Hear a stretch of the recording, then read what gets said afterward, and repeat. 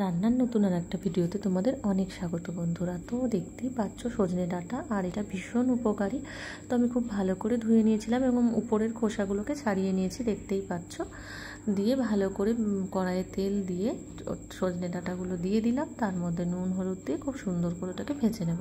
বেশ যখন দেখবে একটু লাল লাল করে ভাজা হয়ে গেছে তখন সরিয়ে রাখতে হবে। এদিকে মশলা করার জন্য আমি নিয়ে নিয়েছি 2 থেকে আড়াই চামচ মতন তিল, তার সঙ্গে 1 চামচ মতন সর্ষে দিয়ে ভালো করে ধুয়ে ওটা দিয়ে দেবো মিক্সিং বোলের মধ্যে। তার মধ্যে দিয়ে দেবো 2টো কাঁচা লঙ্কা, দেবো পরিমাণ মতন জল আর একটুখানি নুন দিয়ে খুব সুন্দর একটা মিহি পেস্ট বানিয়ে নেব।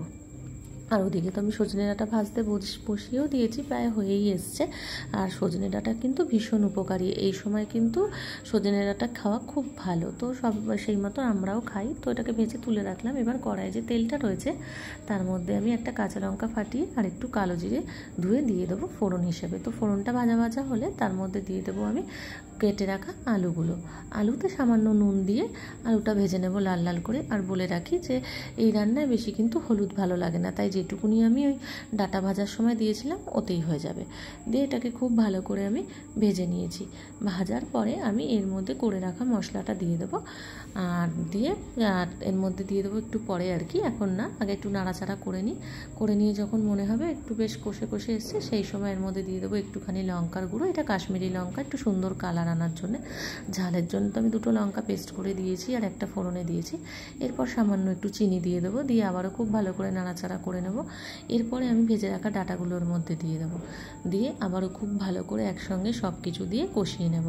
দিয়ে মশলা যে বাটিটায় করেছিলাম ওই বাটির গলা বাটি জল আমি ধুয়ে, মশলার বাটিটা ধুয়ে ওর মধ্যে দিয়ে দেবো, যাতে করে যে মশলাটা লেগে আছে সেটাও আমার কাজে লেগে যায়। এবার মশলার বাটি ধুয়ে যেটুকুনি পরিমাণ জল দেবো, যাতে একদম লেভেলে জলটা থাকে, দেখো একদম বুঝতে পারবে দেখলে পরে। আর কষানোটাও এখানে খুব সুন্দর হয়ে গেছে। এবার দেখো জলটা দেখো একদম লেভেল বরাবর দেবো, দিয়ে খুব ভালো করে নাড়াচাড়া দিয়ে আমি ঢাকা চাপা দিয়ে একদম লো ফ্লেমে প্রায় 7 থেকে 10 মিনিট মতন রান্না করব। আর তার মিডিলে বারবার এসে নাড়াচাড়া দিয়ে যাব, কারণ নাড়াচাড়া না দিলে কিন্তু লেগে যেতে পারে। আর এখানে কিন্তু যে আমি পোস্তের ব্যবহার করিনি, অথচ তার টেস্টটা তুমি খেয়েই বুঝতে পারবে, একটা সুন্দর গন্ধ ছাড়ছিল রান্নাটা থেকে। এবং অন্য দিনের থেকে ডাঁটাটা খেতে আজকে অনেক বেশি সুন্দর হয়েছিল। তাই তোমরা অবশ্যই ট্রাই করবে, এটা কিন্তু এমন কিছুই ব্যাপার না, খুবই সহজ রান্না। তো তোমাদের খেয়ে ভালো লাগলে তোমরা অবশ্যই কমেন্ট করে জানিও, আর পুরো ভিডিওটা ভালো লাগলে লাইক করতে ভুলো না। টাটা বন্ধুরা।